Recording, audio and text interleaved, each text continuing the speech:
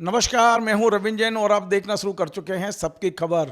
पिछले लोकसभा चुनाव में उत्तर प्रदेश में भारतीय जनता पार्टी का जो हाल हुआ है, खासकर बनारस में प्रधानमंत्री नरेंद्र मोदी की जीत का जो अंतर कम हुआ है, इन तमाम सारी चीज़ों को लेकर एक व्यक्ति भारतीय जनता पार्टी के टारगेट पर है, क्योंकि इस व्यक्ति ने एक संकल्प लिया था कि वे बनारस में नरेंद्र मोदी को सबक सिखाएंगे, और वो हैं अखिल भारतीय हिंदू महासभा के राष्ट्रीय महासचिव देवेंद्र पांडे जी।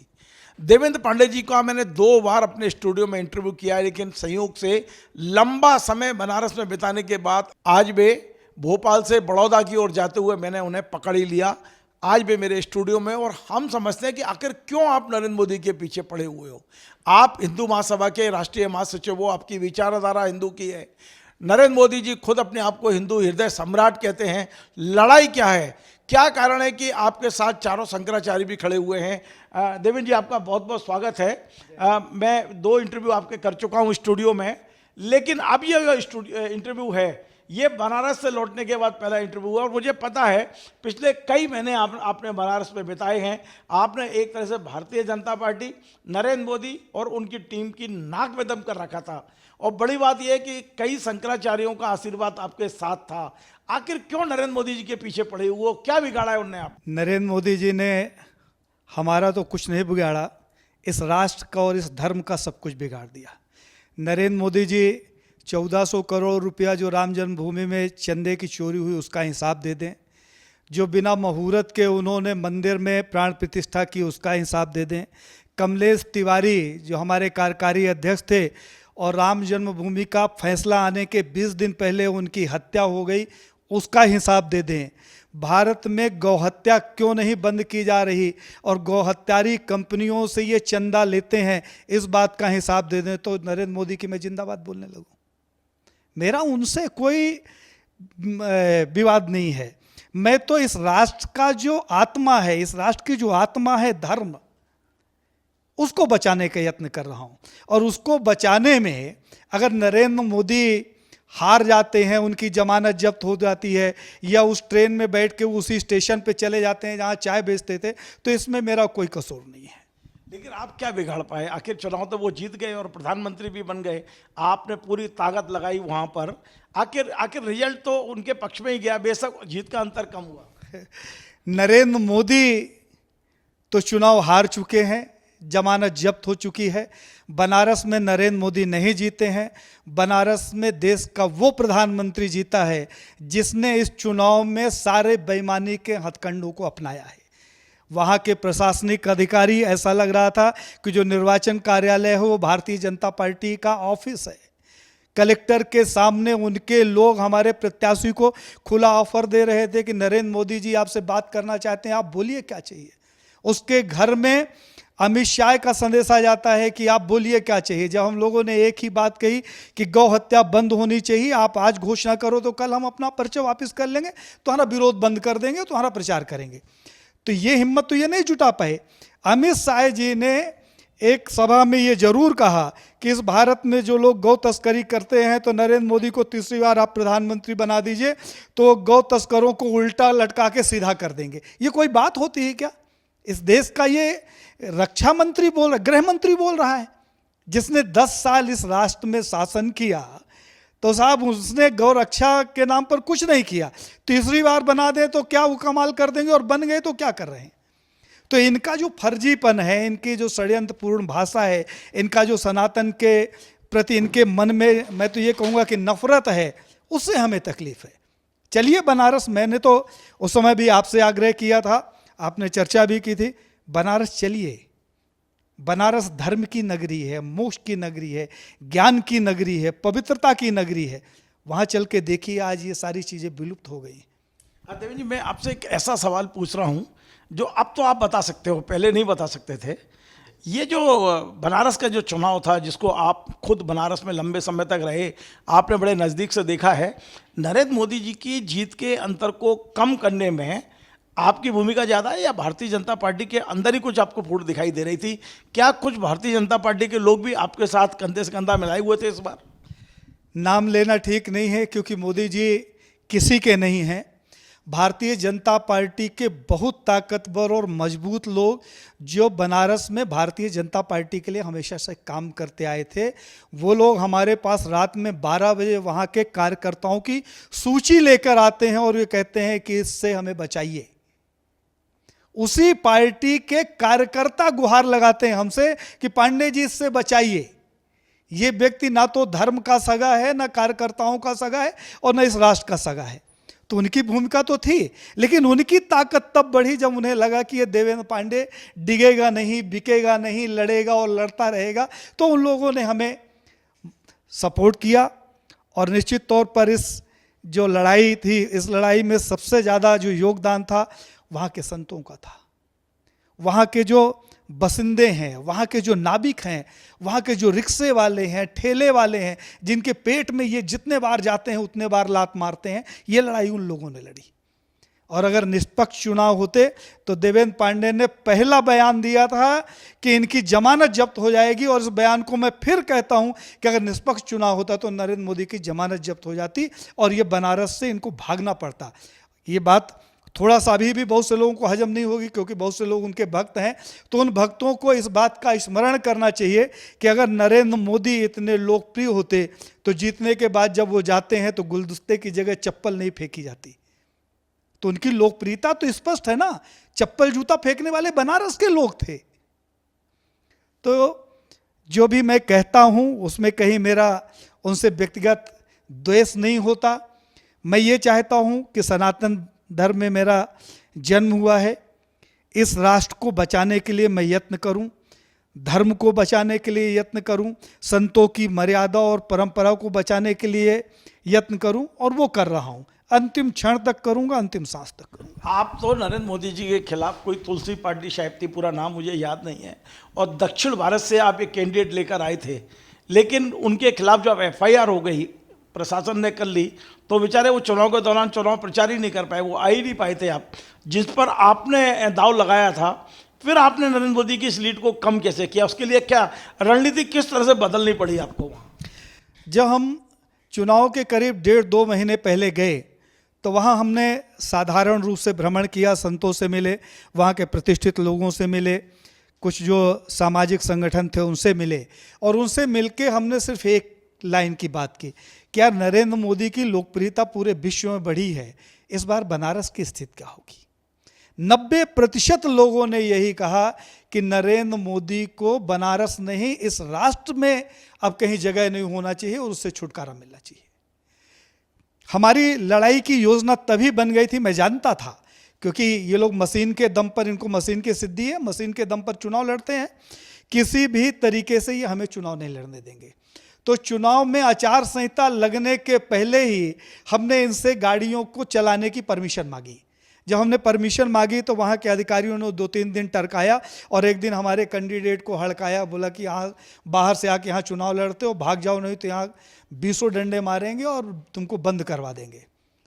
जब उसने मुझे बताया तो हमने कहा, अरे ऐसी गुंडई तो हमने कभी फिल्मों उल्मों में देखी थी। तो हमने राज्य निर्वाचन आयोग को शिकायत की, भारत निर्वाचन आयोग को शिकायत की, और शिकायत के बाद हमने अपनी गाड़ी और जो गौ माता का रथ बनाया था उसके संचालन की परमिशन मांगी।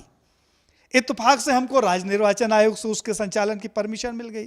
जब राज्य निर्वाचन आयोग से हमको रथ संचालन की परमिशन मिल गई तो उस रथ का भ्रमण हमने पूरे क्षेत्र में कर दिया, जो जिसमें हमने गौ माता का रथ बनाया हुआ था, बहुत आकर्षक रथ था। जब वो रथ निकलता था तो उस पर करपात्री जी महाराज के ऊपर जो गोली चली, जो शंकराचार्य जी के साथ हम लोगों ने यात्रा की, जो गाय की आज दुर्गत है, इन सारे विषयों को लेकर और बनारस में तोड़े हुए मंदिरों को लेकर हम लोगों ने छोटा सा एक बयान बनाया और उस बयान को चलाया। उसका असर हमने ये देखा कि 8 से 10 दिन के अंदर ही जब हम लोग कार्यालय में बैठते थे, अपरिचित लोग, कोई साधु, कोई संत, कोई चाय वाला, कोई रिक्शे वाला, कोई किसी ट्रस्ट का मालिक, कोई समाज सेवी संस्था का, कोई भाजपा का, कोई कांग्रेस का, कोई सपा का, कोई किसी पार्टी का, भागता हुआ ढूंढता हुआ चला आ रहा कि भैया ये कौन है जो गाय की रक्षा की बात कर रहे हैं, एक तरफ जहां सरकार गौहत्यारी कंपनियों से चंदा लेती है, आप लोग गाय को बचाने की बात करते हैं। तो वो में मूवमेंट जो हमारा शुरू हुआ, वो मूवमेंट इतना डरावना था मोदी जी के लिए कि मुझे लगता है कि जब मोदी जी पर्चा भरने आए बनारस तो एक आध हफ्ता पहले से सोए नहीं होंगे। हमारी खुद की तैयारी थी कि करीब 250 से 300 फार्म हम भरवाएंगे, जो हमारे लोग थे भरना चाहते थे, जिन्होंने एनओसी ले रखी थी, जिन्होंने फार्म को कंप्लीट करके रखा था, जिन्होंने अपने प्रस्तावक कंप्लीट करके रखे थे। किसी के फार्म नहीं एक्सेप्ट किए गए। 1500 लोग पूरे राष्ट्र से आए थे पर्चा भरने के लिए। तो उनका जो डर था वो स्पष्ट दिखने लगा। जब उनका डर स्पष्ट दिखने लगा तो उन्हें यह लगा कि मैं जिसकी वजह से डर रहा हूं उस व्यक्ति को काबू किया जाए। तो आपको जानकर आश्चर्य होगा कितनी बचकानी हरकत ये करते हैं। मुझे तो कहने में तकलीफ होती है।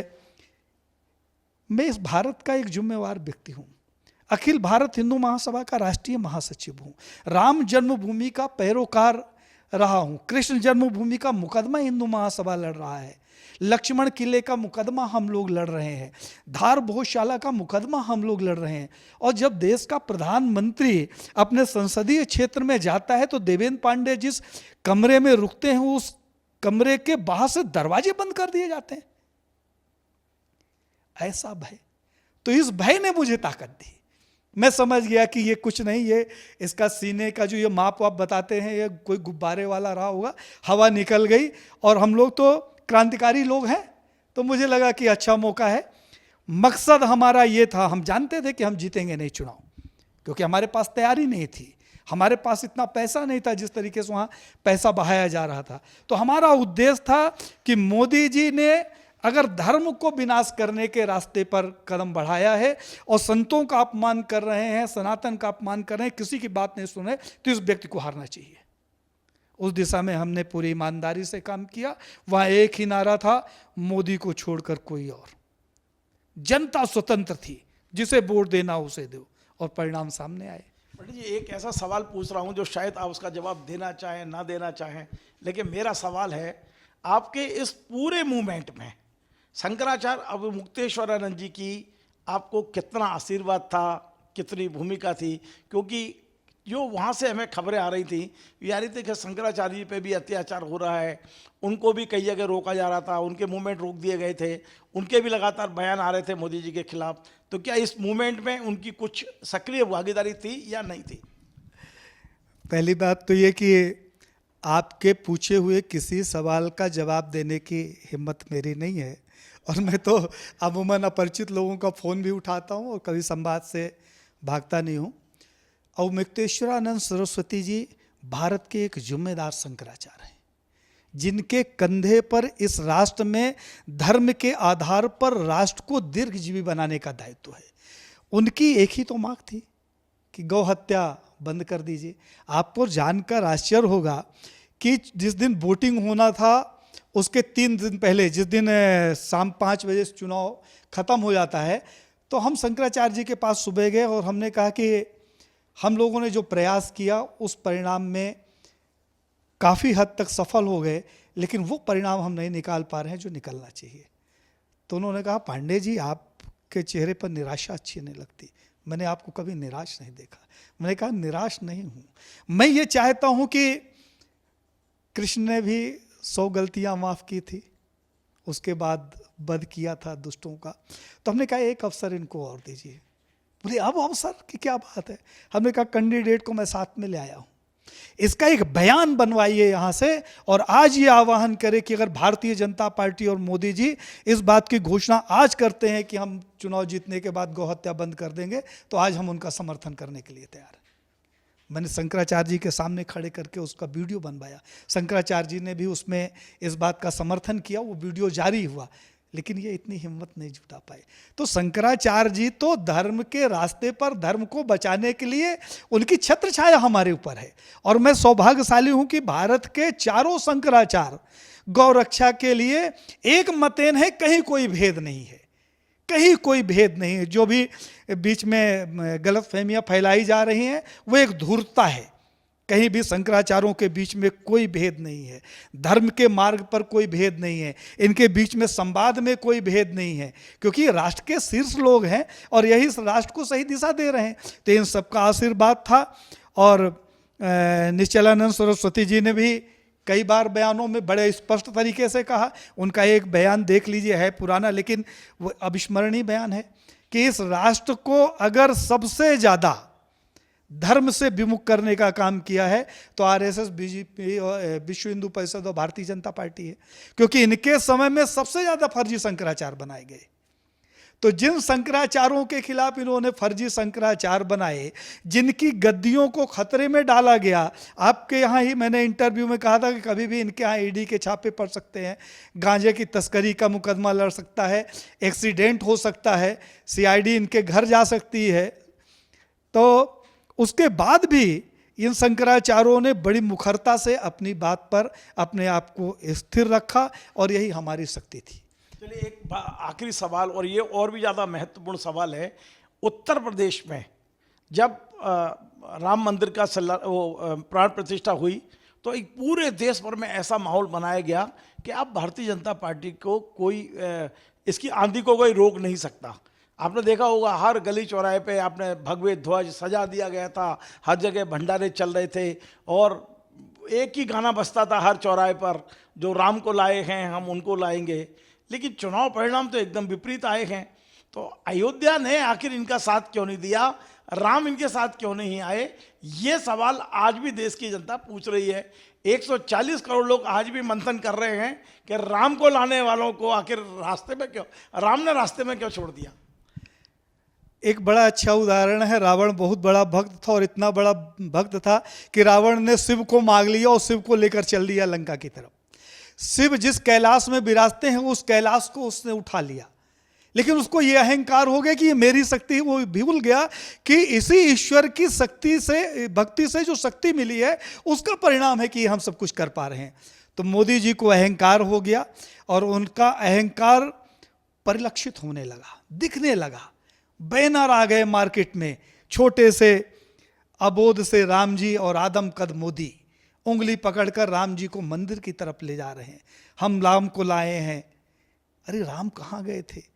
राम के नाम पर आपने चंदा चोरी तो की, राम के नाम पर खून खराबा तो किया, राम के नाम पर सैकड़ों कार सेवकों की हत्या करवाई और मुलायम सिंह को पद्म विभूषण दिया।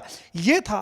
तो रामचंद्र जी ने एक संकेत दिया। मैं ये मानता हूँ कि राम जी मोदी जी से नाराज नहीं है। उन्होंने मोदी जी को एक अवसर दिया कि तेरी बेटा ये करनी तो बिगड़ गई है, अगली करनी मत बिगाड़, नहीं तो नर्क में जाएगा तो 1000 वर्ष का तेरे को नर्क होगा। गौ हत्या के पाप से मुक्त होना है तो गौ हत्या बंद कर दो, इसलिए तुम्हारी सीटें कम कर रहे हैं कि अगर चेत सकते हो तो चेत जाओ, और अब नहीं चेते तो इसके बाद कहीं नहीं। अभी तो आप चित्रकूट से गए, जो राम जी की तपोभूमि रही, राम जी की जन्मभूमि से गए, जो भोलेनाथ की नगरी है वहाँ उनकी दुर्गत सबने देखी। किसी देश के, भारत के पहले ये प्रधानमंत्री हैं जिनके ऊपर उन्हीं के संसदीय क्षेत्र में जब उनका अभिवादन होना चाहिए, जब जूते फेंके जा रहे हों, तो राम जी ने तो बचाया उनको, और राम जी से स्पष्ट संदेशा दे रहे हैं। तो मुझे लगता है कि इनका जो फर्जी हिंदुत्व है, एक छोटी सी बात मैं इसमें जोड़ दूं फिर ख़त्म करता हूं। अभी एक बयान पे बड़ी चर्चा हो रही संसद भवन के ऊपर, असली हिंदू नकली हिंदू, राहुल गांधी का बयान, फिर इनका कटाक्ष, फिर इनका कटाक्ष।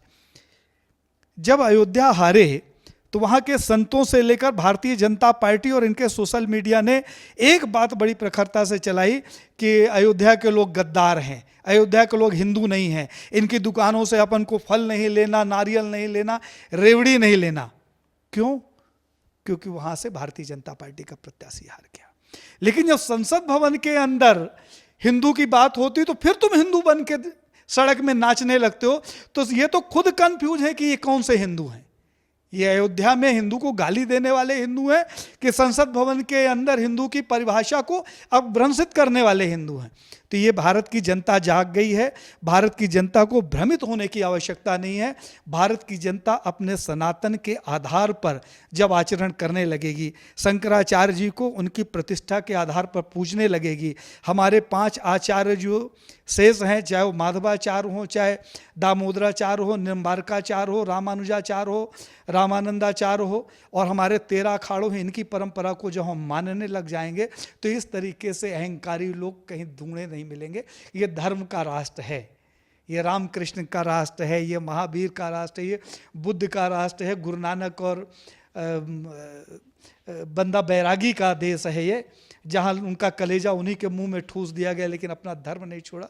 तो ऐसे लोगों के राष्ट्र में धूर्तता बहुत दिन नहीं चलती।